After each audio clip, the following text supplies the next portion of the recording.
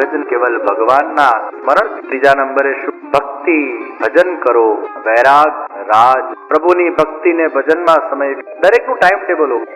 50 વર્ષ પછીની આ બધી વાતો, એ પણ થોડા પરવારી જાવ પછીની આ વાતો. ઘણા લોકોને રિટાયરમેન્ટ એટલે નથી લેવી હોતી કે એ લોકોને એવું હોય કે અમે it's always good to stay busy. Yes, it is good to stay busy, but you need to be active in some other ways. Even નિવૃત્તિમાં પ્રવૃત્તિ. મેં પ્રદીપભાઈ ધામેચાને ખાસ વીણાબેનની હાજરીમાં કે તમારે છેક ધંધો છોડવાનો, તમારી કેશ એન્ડ કેરી વધવી જોઈએ. કેમ? કારણ કે તમારું જન્મ એ વિત્તજા સેવા કરવા માટે.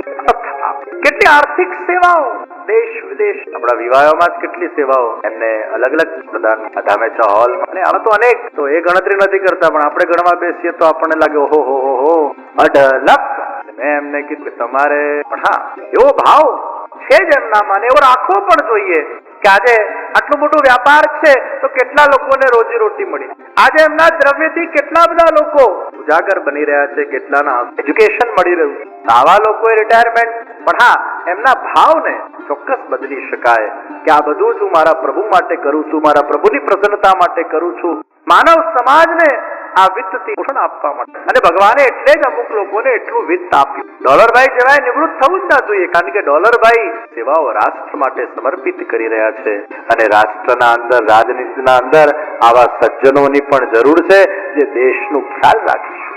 એ એમના કર્મમાં પ્રવૃત્ત છે, પણ હા એ કર્મમાં આપણી જે પ્રવૃત્તિ છે એમાં આપણો ભાવ બદલી શકાય. એમાં આ કર્મ કરવાથી મારો ઈશ્વર પ્રસન્ન થશે અને આ મારી ડ્યુટી. આજે કોઈ આર્મીના અંદર સેવા આપતો હોય તો એને આપણે એમ કહીએ તું નિવૃત્ત થઈ જા અને હવે ચાલ ભક્તિ કર. ના, એને ભગવાને આર્મી બનાવ્યો, એ ભગવાનની ઈચ્છાથી જ આર્મી બન્યો છે. એ ભક્તિ કરવા માટે બન્યો જ નથી. એ જીવનું દાયિત્વ છે કે દેશની રક્ષા કરવી, અને દેશની હિફાજત એ લોકો કરે છે તો આપણે ઘરે બેસીને ઠાકોરજીની શાંતિથી ભક્તિ કરી શકીએ છીએ. એ તો દેશની હિફાજત કોણ કરશે? તો દરેક ક્ષેત્રના લોકોની આવશ્યકતા છે. કંટેશભાઈ રેખાબેન ભવિષ્યમાં નિવૃત્ત થશે એટલે એમને નક્કી કર્યું છે કે પછી હવે નિવૃત્ત થયા પછી તન મન ધનથી પછી પુષ્ટિ પ્રચાર કાર્યમાં, વિવાહોમાં જોડાઈને વિવાહોની બધી જ પ્રવૃત્તિઓમાં સેવાઓ આપવી એમનું ધ્યેય. અને અમારી તો ગૃહસ્થ યોજના છે જ નિવૃત્તિમાં પ્રવૃત્તિ. તો જેની જેવી પ્રકૃતિ એ પ્રમાણે નિવૃત્તિમાં એની પ્રવૃત્તિ. આપણે સમાજને કઈ ઉપયોગી થઈ શકીએ. 50-55 વર્ષ પછી સુધી ભોગ કર્યો, હવે ભોગ આપો. આ જ શરીર દ્વારા ભોગ આપવાનો સમય આવ્યો છે. અને ભોગ આપતા આપતા ચંદનના લાકડાના જેમ શરીરને ઘસતા ઘસતા એની સેવાઓની સુગંધને ફેલાવતા ફેલાવતા શરીર આપણું સમાપ્ત થઈ જાય અને આત્માનું કલ્યાણ થઈ જાય તો જીવન સાર્થક થયું કહેવાય. કારણ કે આ શરીર માધ્યમ ખરું ધર્મ સાધન. આ ભગવાનની એક બહુ જ મોટી ભેટ છે. આ શરીર ભગવાનનું ભજન કરો, સાધુ પુરુષોની સેવા કરો, સેવા કથાનું પાન કરો. આ શરીર મળ્યું છે. પછી એક સમય એવો આવે કે શરીરની બધી રિસ્પોન્સિબિલિટીઝ ફૂલફિલ કરીને સમાજ માટે ભોગ આપે. નિવૃત્ત ટાઈમ ટેબલ બનાવો. જેને ભક્તિ માર્ગમાં આગળ વધવું છે એનો ટાઈમ ટેબલ હોવો જોઈએ. સવારે આટલા વાગે ઉઠવું, એમ નહીં કે આપણે નવરાત છીએ એટલે 12 વાગે, 1 વાગે, 2 વાગે સૂઈએ અને 10 વાગે ઉઠીએ. નો, there has to be a time table if you want to make your soul divine અને એને કલ્યાણના માર્ગે આગળ લઈ જવું હોય. બ્રહ્મ મુહૂર્તમાં ઉઠવું. if you are living a retired life, start waking up early. વહેલા સ્નાન કરો. જો સવારે 4 વાગે જે સ્નાન કરે એ દેવ સ્નાન કહેવાય. 6 વાગે કરે એ મનુષ્ય સ્નાન કહેવાય.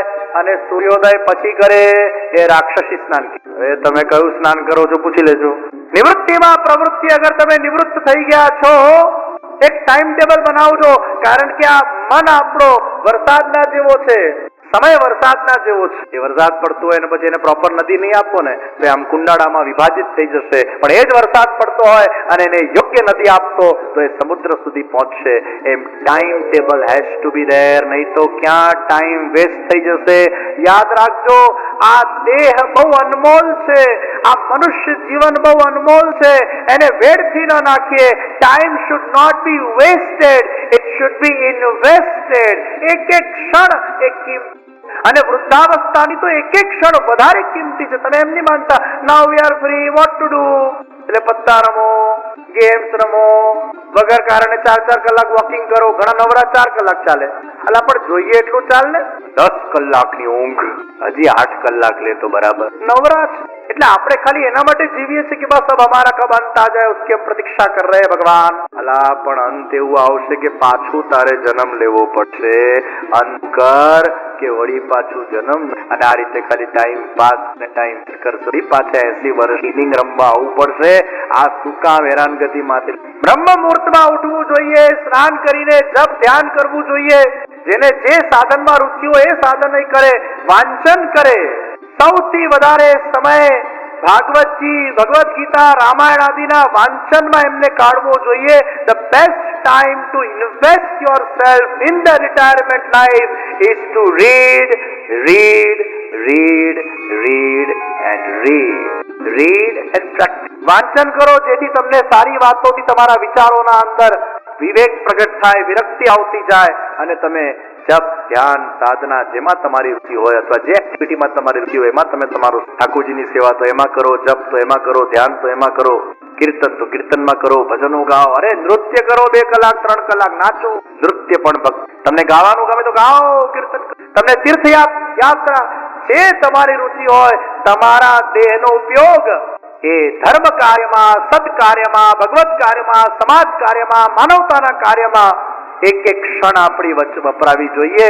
The time should not be wasted, it should wasted, કારણ કે આ આપણું જે તન છે એ ખૂબ જ ભગવદ કાર્યોત્સુક, તન મન અને ધનથી ભગવદ કાર્યોમાં જે હંમેશા સમર્પિત રહે છે એવા રેખાબેન કંતેશભાઈ પોપટ પરિવારના મોભી અને રાષ્ટ્ર યજ્ઞમાં જે પોતાની આહુતિઓ પ્રદાન કરી રહ્યા છે એવા કથા રસિક ડોલરભાઈ પોપટ અને સમસ્ત પોપટ પરિવારના બધા જ પરિવારજનો, પરમ દાનવીર, સહજ સરળ અને વિનમ્ર, દિવ્ય કાંતિ વાળા એવા શ્રી પ્રદીપભાઈ ધામેચા, યુકે વલ્લભ નિધિના ચેરમેન, કુશળ નેતૃત્વ વાળા, હંમેશા હસતા, દરેકના મનમાં વસતા અને સારા વક્તા એવા શ્રી નરેન્દ્રભાઈ ઠકરાર, વિવાયો યુકેના ટ્રસ્ટીઝ રોહિતભાઈ કોટેચા, જવાહરભાઈ, બાલમ મંદિરના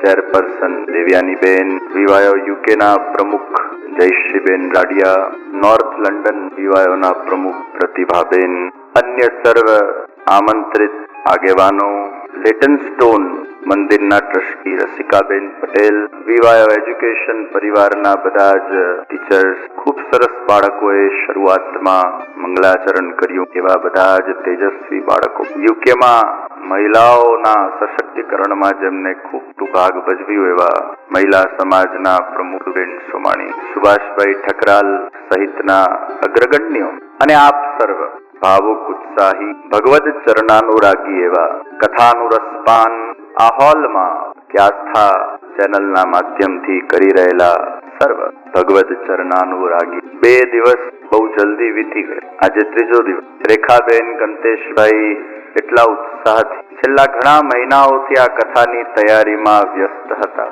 અને ઝીણી ઝીણી બારીકીઓનું એમને ખૂબ ધ્યાન રાખ્યું કે આપણે પણ જોઈએ છીએ, અનુભવીએ છીએ, અને ખૂબ એમને માઇક્રો પ્લાનિંગ કર્યું। આજે હું જ્યારે ગાડીમાં આવ્યો ત્યારે સૌથી પહેલી વાર રેખાબેને મૌન પાડ્યું। હું તો મૌન જ હોઉં, પણ એમના એટલા ફોનો ચાલતા હોય એટલે મારે અહીંયા કથા કરવાની પહેલા એમની કથા સાંભળવાની, પણ આજે ઠાકોરજી એમને એવી પ્રેરણા કરી કે એમના બધા જ કામો એમને પતાવી દીધા અને ગાડીમાં આજે મૌનમાં કથાના પહેલા દાડે જે નિયમ લેવાનું કીધેલું એ 3જા દાડે લીધું ના, પણ સ્વાભાવિક કથાના નિયમો પાડવા જે આયોજક હોય એના માટે બહુ કઠિન। રસોઈ બનાવનાર છે ને એને પછી રસોઈ ખાવામાં કદાચ એટલો સમય ન રહે અથવા એટલું ફોકસ ન રહે, પણ બનાવે કોઈક અને પછી ખાય કોઈક, જુદી વાત। તો જે કાર્યક્રમનો આયોજક હોય છે એના માથે ઘણી જવાબદારીઓ હોય અને એનું મન ઘણી બધી જગ્યાએ વિભાજિત થયેલું હોય અને મૂળમાં તો આપની ચિંતામાં જ ખાસ કરી પાછા અમે ઘેર હોઈએ એટલે અમારી ચિંતા, અમને સાચવવાની જવાબદારી, એ અમને સાચવે, તમને સાચવે, કેટલાયને સાચવે। ડોલરભાઈ પણ કથા રસિક, એમના દ્વારા પણ અનેક કથાઓના આયોજનો ભૂતકાળમાં થયા છે। તો આયોજક હોય સ્વાભાવિક, પણ એ જ્યારે કથા શ્રવણ કરે છે ત્યારે ભાર રહિત અને ભાવ ભરિત. तो आज ત્રીજો દિવસ, काले नंद महोत्सव અને એમ करता करता क्या समय, जो अच्छा समय होता है वो बहुत जल्दी जाता है और जो कष्ट वाला समय होता है सारो समय हमेशा આ દિવ્ય અવસર ભગવત કથાને શ્રવણ કરવાનો પોપટ પરિવારના માધ્યમથી આપણને પ્રાપ્ત થાય. અને આપ લોકો પણ ખૂબ જ ઉત્સાહ સાથે, ડિસિપ્લિન સાથે, અનુશાસન સાથે, સ્થિર મગજથી, એકાગ્રતાથી જે કથાનું રસપાન કરો છો, કારણ કે તરસ્યો હોય તો પીવડાવવાની મજા આવે. એમ આપ લોકોએ પણ જે અનુશાસનનું દર્શન કરાવ્યું છે, એકવાર આપ લોકો માટે પણ તાળીઓ પાડજો. ખૂબ જ ભાવથી, ઉત્સાહથી. કથા શરૂ થાય તે પહેલા આપ અહીંયા પોતાની જગ્યા લઈ લો. ગઈકાલે આપણે બધાએ ગોકર્ણજીનો પોતાના જ પિતાને ઉપદેશ આપવામાં આવ્યો, એને શ્રવણ. પુત્ર પિતા કો જ્ઞાન લેવાની કે જ્ઞાન આપવાની કોઈ પણ અવસ્થાના અંદર જ્ઞાન પ્રાપ્ત થઈ શકે છે અને કોઈ પણ અवस्थામાં જ્ઞાન पढ़ने की कोई उम्र नहीं होती. તમને 80 વર્ષે ઈચ્છા થાય કે હવે મારે વાંચન, એમ ના કહેવાય कि अब उम्र चली, ज्ञान प्राप्त. जब हमारे मन में वो उत्सुकता पैदा हो जाए और जब ऐसा अवसर प्राप्त हो जाए ज्ञान प्राप्त करने का, उस अवसर को हमें स्वीकार कर लेना चाहिए. का स्वागत. ज्ञान પ્રાપ્ત કરવાના અનેક અવસરો આપણા જીવનમાં આવતા હોય છે, પણ એ અવસરને બહુ ઓછા લોકો સ્વીકારી શકે. પુત્ર પિતાને ઉપદેશ આપે. એક પિતાનો એક દીકરો એ दैवी निकल्यो અને બીજો દીકરો. कभी आपकी संतान दैवी भी हो सकती है और कभी आपकी संतान कैसी भी हो. अगर दैवी संतान होगी तो आपको भक्ति में सहायक हो जाएगी और अगर दुष्ट संतान होगी तो शायद विरक्ति के अंदर आपको सहायक होकर भक्ति में सारी संतानो एना लाभ છે અને ખરાબ સંતાનો એના લાભ લેતા આવડવું જોઈએ. ખરાબ સંતાન વિરક્તિ આપે, સારી સંતાન ભગવાને